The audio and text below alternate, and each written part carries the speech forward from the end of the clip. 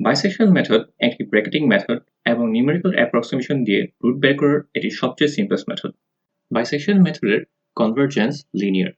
চলুন আর দেরি না করে দেখা যাক বাইসেকশন মেথড কিভাবে অ্যাপ্লাই করতে হয়।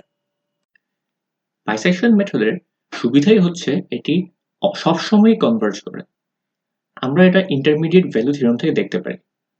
ইন্টারমিডিয়েট ভ্যালু থিওরাম বেসিক্যালি বলে যে আমরা যদি একটা এবি ইন্টারভাল এমনভাবে নেই যাতে এফ অফ এ এবং এফ অফ বি দুটো অপোজিট সাইনে থাকবে, অর্থাৎ ধরি এফ অফ এ যদি পজিটিভ হয় তাহলে এফ অফ বি নেগেটিভ, আর এফ অফ এ যদি নেগেটিভ হয় তাহলে এফ অফ বি পজিটিভ হবে। এরকম ভাবে আমরা যদি নিতে পারি তাহলে এফ অফ এক্স এর অবশ্যই একটি অথবা তার চেয়েও বেশি রুট আমরা এই এবি ইন্টারভালের মধ্যে পাবো। চলুন আমরা বাইসেকশন মেথডের টেক্সট বুক প্রসিজারটা দেখি। টেক্সট বুক যদি খুলেন বা কোথাও যদি আপনি গুগলে দেখেন তাহলে আপনি এরকম একটা প্রসিজার পাবেন।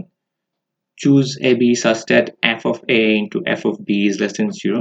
বেসিক্যালি আমি প্রথমে যে কথাটা বলছিলাম যে f of a এবং f of b আপনাকে অপোজিট সাইনে নিতে হবে, আর আমরা জানি যে প্লাস আর মাইনাসকে যদি গুণ করি সেটা লেস দেন 0 অর্থাৎ নেগেটিভই হবে। এরপর আমরা কম্পিউট করব, আর অর্থাৎ একটা আপাতপক্ষে একটা রুট নিব, সেটা হবে a plus b by 2 করে সেই বাইসেকশনটা যে আমাদের ফাংশনকে যে জায়গাতে ইন্টারসেক্ট করবে সেটাই হবে আমাদের একটা নিউ রুট। তো তারপর আমরা চেক করব যে এই রুটটা আমাদের ডিজায়ার্ড অ্যাপ্রক্সিমেশন কিনা। যদি ডিজায়ার্ড অ্যাপ্রক্সিমেশন না হয় তাহলে আমরা কন্টিনিউ করব। If f of a into f of r is less than 0 তাহলে আমরা b কে আপডেট করব, এলস আমরা a কে আপডেট করব। এই জিনিসগুলো আমরা যখন অ্যানিমেশন দেখব তখন ক্লিয়ার হবে। চলুন তাহলে আমরা অ্যানিমেশন দেখি। তো আমরা ধরে দিই যে এই ব্লু কার্ভটি আমাদের y is equals to fx function. আমাদের স্টেপ 1 এর প্রথম কাজটা হচ্ছে আমরা a এবং b দুইটা পয়েন্ট নিব, এমন ভাবে নিব যাতে f of a এবং f of b দুটি অপোজিং সাইডে থাকে। আমাদের রেড পয়েন্টটা হচ্ছে f of a এবং গ্রিন পয়েন্টটা হচ্ছে f of b। আমরা দেখতেই পাচ্ছি আমাদের এই দুটি অপোজিং সাইডে আছে, অর্থাৎ আমরা যদি এটা f of a টা দেখতে পাচ্ছি আমাদের নেগেটিভ আছে, আর f of b টা আমরা দেখতে পাচ্ছি যে পজিটিভ আছে। স্টেপ 2 তে আমাদের কাজ হচ্ছে এটাকে বাইসেক্ট করা। আমরা a plus b by 2 করব। a এবং b এর ঠিক বাইসেকশনটা আমরা নেব, তখন আমরা দেখতে পারবো যে এই বাইসেকশনটা আমাদের ফাংশনকে এই পার্পল পয়েন্টে ইন্টারসেক্ট করতেছে। আমাদের এই পয়েন্টটাই হবে আমাদের নিউ রুট। এখন পর্যন্ত আপাতপক্ষে আমরা একটা রুট ধরে নিব এই পার্পল পয়েন্টটাকে। তো এখন আমাদের কাজ হচ্ছে স্টেপ 3 তে যে আমরা এই f of a এবং f of r অর্থাৎ আমরা যে নতুন রুটটা পাইছি সেই দুটাকে কম্পেয়ার করা।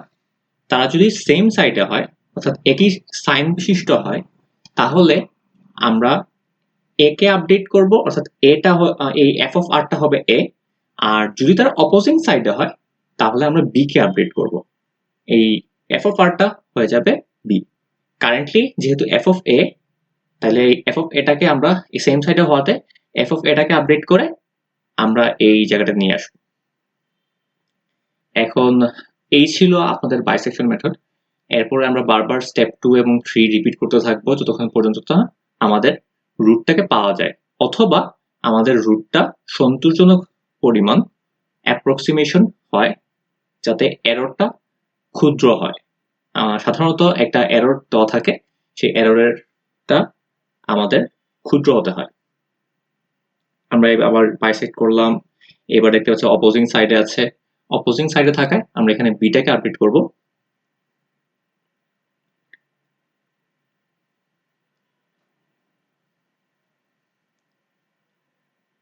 বি আপডেট হওয়ার পর তারপরে আমরা আবার বাইসেক্ট করলাম।